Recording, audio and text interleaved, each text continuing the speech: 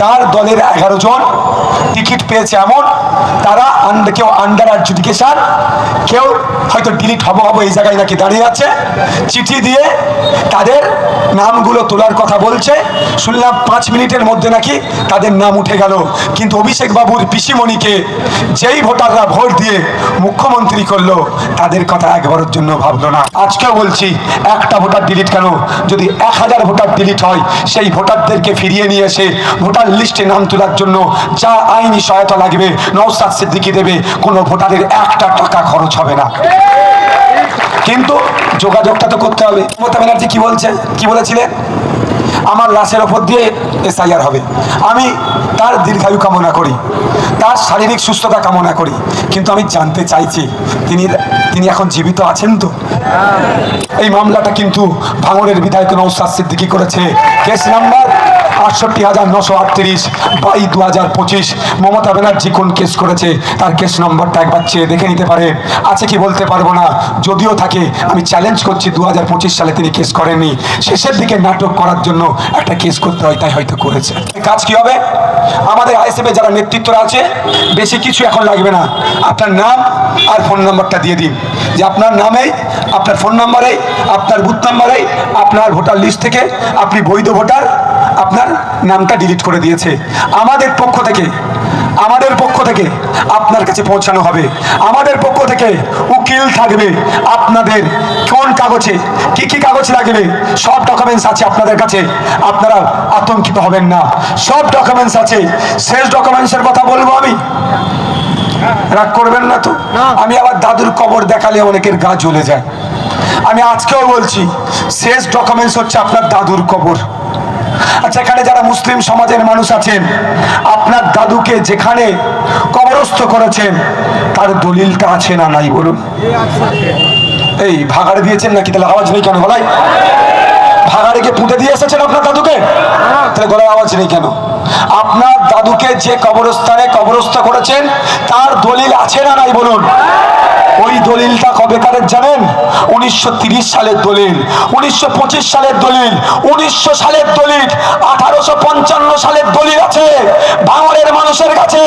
যে কবরে আপনার দাদু পরদাদু শুয়ে আছে, ওই কাগজ দলিলটা না থাকলে ওই নটোরিয়াস ক্রিমিনালটা হয়তো এতদিন বুল্ডোজার লাগিয়ে ওখানে প্রমোটিং করে নিত। কাগজ আছে বলে আপনার দাদুর কবরটা এখনো কিন্তু সুরক্ষিত আছে। ওই কাগজটাই তো আপনার ভারতীয় প্রমাণ, বুঝতে পারছেন? আর্টিকেল 326 সংবিধানের 326 নম্বর ধারায় বলা হচ্ছে, ভারতীয় নাগরিক 18 বছরের ঊর্ধ্বে হলেই সে ভোটদানের স্বাধীনতা পাবে।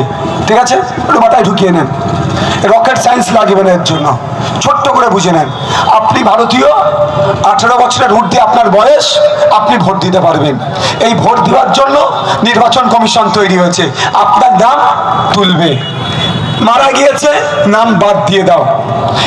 ভাঙড় থেকে ক্যানিংয়ে চলে গিয়েছে, ভাঙড়ের নাম বাদ পড়বে, ক্যানিংয়ের নাম উঠবে। আর এই ইলেকশন হচ্ছে, এইগুলোকে কন্ডাক্ট করবে নির্বাচন কমিশন তৈরি হয়েছে এর জন্য। ঠিক আছে, আর্টিকেল 324-কে সামনে রেখে নির্বাচন কমিশন তৈরি হয়েছে। এবার আমার নাম ডিলিট করে দিয়েছে, এটা বদমাইশি করে করেছে। এই ডিলিটটা বিজেপি তৃণমূল মিলে করেছে নির্বাচন কমিশনকে সামনে রেখে, একটু মাথায় ঢুকিয়ে নেবেন। এই ডিলিটটা বিজেপি তৃণমূল মিলে করেছে নির্বাচন কমিশনকে সামনে রেখে।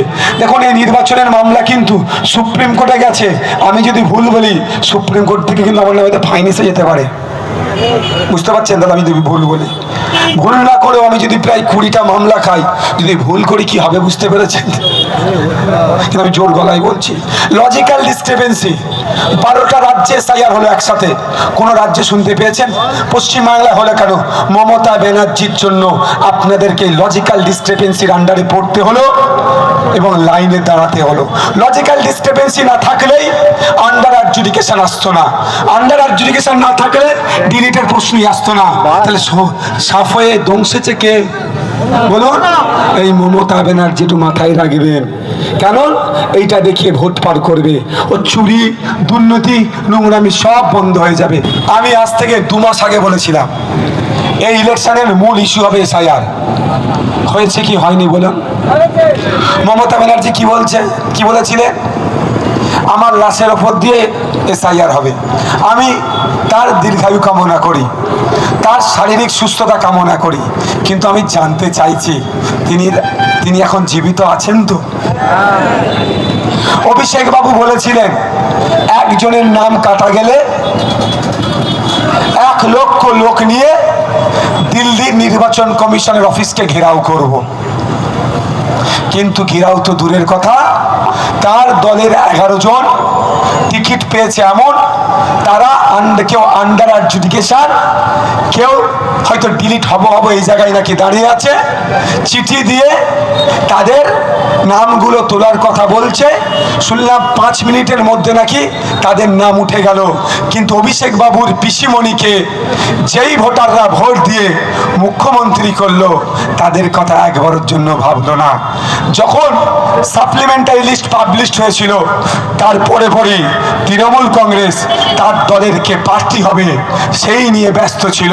কিন্তু ভাঙড়ের বিধায়ক যেমন কথা দিয়েছিল, কথা অনুযায়ী তখন কে প্রার্থী হবে সেটা বিবেচনা নয়, কোন জায়গায় লড়াই করতে হবে সেটা বিবেচনা নয়, ভোটার অধিকার বাঁচানোর জন্য কলকাতা হাইকোর্ট থেকে দিল্লি সুপ্রিম কোর্ট পর্যন্ত লড়াই করে ছুটছিল। শুধু তাই নয়, আগামী 1 তারিখ সুপ্রিম কোর্টে আমার করা মামলাতে আছে। আমার সুপ্রিম কোর্টে করা মামলায় লাস্ট যেটা আমার উকিল মারফত দাবি রাখা হয়েছে, ওই নমিনেশনের আগে সমস্ত ভোটারদের এই সমস্যাকে নিষ্পত্তি করতে হবে। ভোট দেওয়ার আগের দিন পর্যন্ত নয়, আমাদের দাবি কি নমিনেশনের আগে করতে হবে। তাই 1 তারিখে আবার ডেট পড়েছে, আপনারা নজর রাখুন সুপ্রিম কোর্টের দিকে যে কি অর্ডার আসছে। এই মামলাটা কিন্তু ভাঙড়ের বিধায়ক নওশাদ সিদ্দিকী করেছে। Case number 68,938/2025। মমতা ব্যানার্জি কোন কেস করেছে তার কেস নম্বরটা একবার চেয়ে দেখে নিতে পারেন। আছে কি বলতে পারবো না, যদিও থাকে আমি চ্যালেঞ্জ করছি 2025 সালে তিনি কেস করেননি, শেষের দিকে নাটক করার জন্য একটা কেস করতে হয়, তাই হয়তো করেছে। এখন আপনি কি করবেন? এই জায়গায় দাঁড়িয়ে আছেন, আপনার ভোটার লিস্ট থেকে ডিলিট হয়ে গেছে, আপনি আতঙ্কে আছেন। আমি আপনাদের অনেক আগেও বলেছি, আজকেও বলছি, আতঙ্কিত হবেন না। আতঙ্কিত হলে আপনার ডিলিট ভোটারটা ভ্যালিড ভোটার হয়ে যাবে কি? আপনি আতঙ্কিত হয়েছেন, ঘাসমরা খেয়ে নিয়েছেন, গলায় দড়িতে টেনে গিয়েছেন, এ কাজ করবেন না। তাহলে কি আপনার ডিলিট ভোটারটা ভ্যালিড হয়ে যাবে? বলুন আমাকে।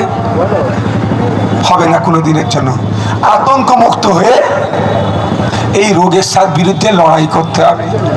আমি আপনাদের বলে যাই, দায়িত্ব দিয়ে যাচ্ছি, এই বিবিরাইট গ্রামের আইএসএফ এর দায়িত্বশীলদেরকে আপনারা কম বেশি চেনেন, নারায়ণপুর অঞ্চলের দায়িত্বশীলদেরকে আপনারা কম বেশি চেনেন। হাবিব ভাই আসো, বসো। আপনারা চেনেন, আপনাদের বুথের যদি কারো ভোটার লিস্ট থেকে ভোটার ডিলিট হয়ে যায়, আপনাদেরকে অন্য কোনো চিন্তা করতে হবে না। আপনার বিধায়ক আছে। যখন ক্যাম্প করে নমিনেশন এই করোনা ফর্ম ফিল আপ করেছিলাম, তখন বলেছিলাম কেন যদি 1000 মানুষের জন্য আইনি সহায়তা লাগে, নওশাদ সিদ্দিকী বিনামূল্যে আইনি সহায়তা দেবে। আজকেও বলছি, একটা ভোটার ডিলিট কেন, যদি 1000 ভোটার ডিলিট হয়, সেই ভোটারদেরকে ফিরিয়ে নিয়ে এসে ভোটার লিস্টে নাম তোলার জন্য যা আইনি সহায়তা লাগবে নওশাদ সিদ্দিকী দেবে। কোনো ভোটারের 1 টাকা খরচ হবে না। কিন্তু যোগাযোগটা তো করতে হবে আপনার ভোটার। আর এমন বদমাইশি করে লিস্ট পাবলিশ করেছে, ওরা টোটাল দেয়নি যে ভাঙড় বিধানসভায় এইখানে গেলেই টোটালটা পাওয়া যাবে। সব বুথ ভিত্তিক করে দিয়েছে, মানে সারাদিন ওর পিছনেই পড়ে থাকো। বুঝতে পারছেন? এরা বদমাইশি।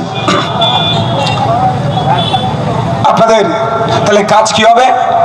আমাদের আইএসএফ এর যারা নেতৃত্বরা আছে, বেশি কিছু এখন লাগবে না, আপনার নাম আর ফোন নাম্বারটা দিয়ে দিন, যে আপনার নামেই, আপনার ফোন নাম্বারেই, আপনার বুথ নাম্বারেই, আপনার ভোটার লিস্ট থেকে আপনি বৈধ ভোটার, আপনার নামটা ডিলিট করে দিয়েছে। আমাদের পক্ষ থেকে আপনার কাছে পৌঁছানো হবে। আমাদের পক্ষ থেকে উকিল থাকবে। আপনাদের কোন কাগজে কি কি কাগজ লাগবে সব ডকুমেন্টস আছে আপনাদের কাছে, আপনারা আতঙ্কিত হবেন না।